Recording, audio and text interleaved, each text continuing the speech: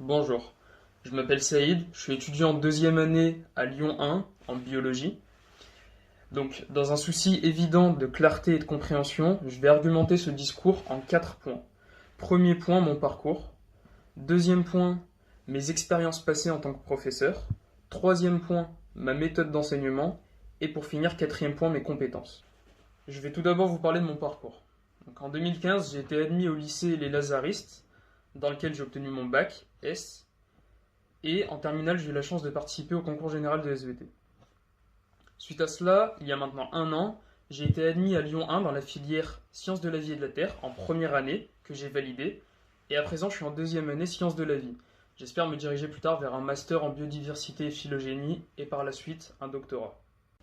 Donc à présent, je vais vous parler de mes expériences passées en tant que professeur. Tout cela a démarré au collège, lorsque j'ai donné mes premiers cours. En effet, le collège a organisé des cours de soutien dont j'étais le professeur, entre guillemets. Donc en fait, je donnais des cours à mes camarades, je les aidais à progresser. Tout se passait bien, j'avais des bons retours, je les aidais globalement dans toutes les matières, dans les cours organisés. Et voilà, ça se passait très bien. Et donc plus récemment en terminale, où cette fois-ci je donnais exclusivement des cours de SVT à mes camarades. Donc ces cours-là étaient organisés par l'internat de mon lycée. Et encore une fois, ça se passait très bien, les élèves étaient contents, ils apprenaient bien, j'avais d'excellents retours. Tout allait pour le mieux. Et même si j'aime beaucoup enseigner et donc aider les autres, je sais que cela n'est pas suffisant pour assumer pleinement le rôle de professeur. Et si j'ai réussi jusqu'à aujourd'hui, c'est parce que j'utilise une méthode très simple et très évidente, de manière récurrente. Cette méthode est très simple, elle consiste simplement à modifier et adapter la méthode d'enseignement en fonction de l'enseignement étudié ou de la discipline étudiée. Je m'explique. Prenons des matières comme les mathématiques ou la physique-chimie. Pour moi, la meilleure solution pour intégrer les notions relatives à ces cours est simplement de réaliser un maximum d'exercices types, des exercices ciblés qui vont combler les lacunes chez l'élève, avec à disposition les théorèmes et lois et règles relatives au cours.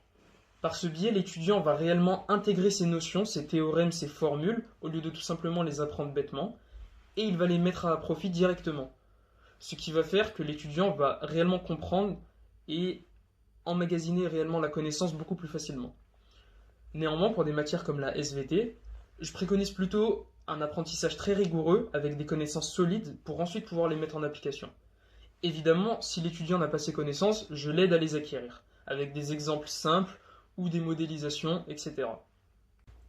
Bien évidemment, je conçois et même je soutiens que chaque étudiant a sa propre manière d'appréhender et de comprendre les choses. C'est pourquoi à chaque fois je m'adapte au mieux aux besoins de l'étudiant.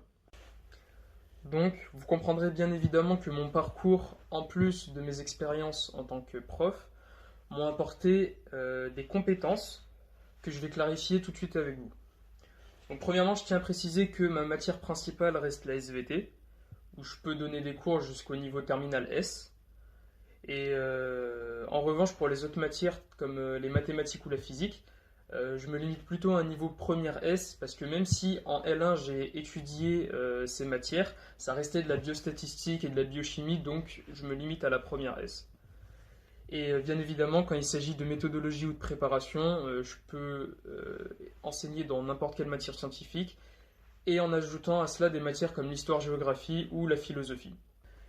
Et pour finir, je dirais que j'aime réellement beaucoup la pédagogie et l'enseignement, en particulier quand il s'agit de matières qui m'intéressent personnellement, et que mon réel but est d'aider et de faire progresser les élèves en difficulté. Sur ce, merci de m'avoir écouté, et à très vite je l'espère.